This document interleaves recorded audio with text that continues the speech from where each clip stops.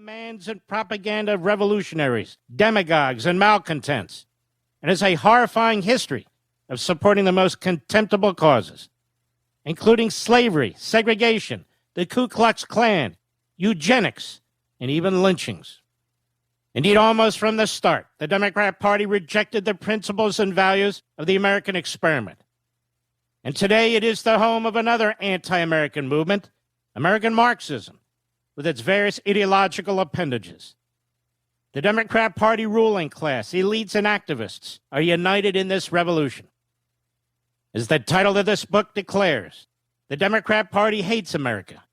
Indeed, if you want to fundamentally transform something, you clearly do not love it or even like it.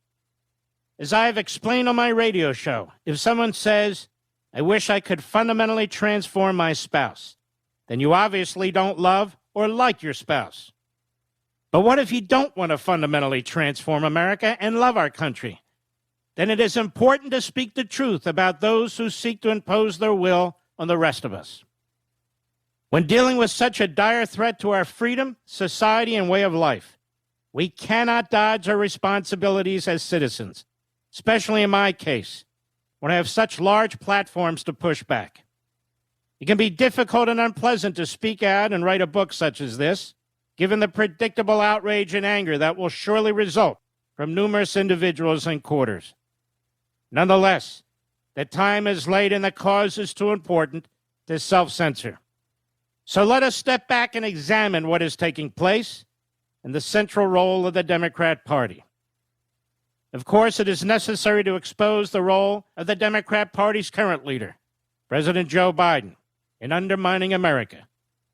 In a March 2023 speech to the Canadian Parliament, Biden concluded his remarks aimed mostly at further government-to-government space exploration with the Canadian government, in which he proclaimed, "Ladies and gentlemen, we're living in an age of possibilities. Xi Jinping asked me in the Tibetan Plateau, could I define America? And I could have said the same thing if he asked about Canada. I said yes, one word, and I mean it. One word, possibilities. Nothing is beyond our capacity. We can do anything. We have to never forget. We must never doubt our capacity. Canada and the United States can do big things. We stand together, do them together, rise together.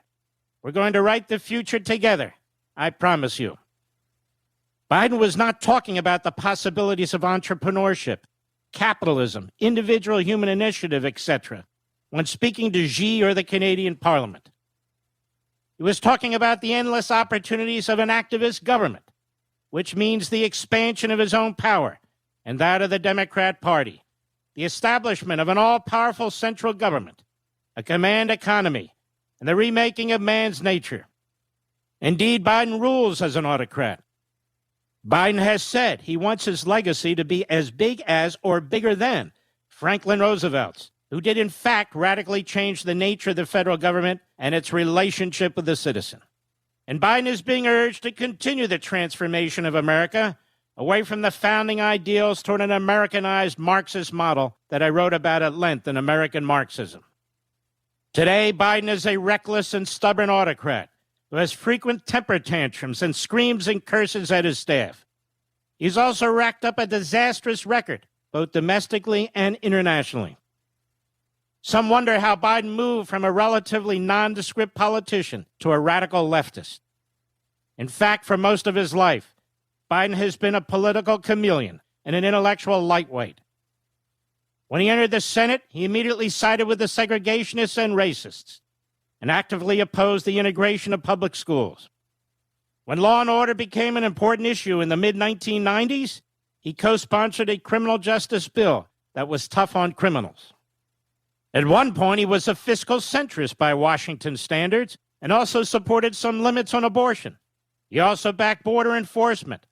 None of that is true today. Of course, Biden's conduct on the Senate Judiciary Committee and the viciousness and dishonesty of his attacks on conservative nominees was appalling, but it reflected the views and demands of his party.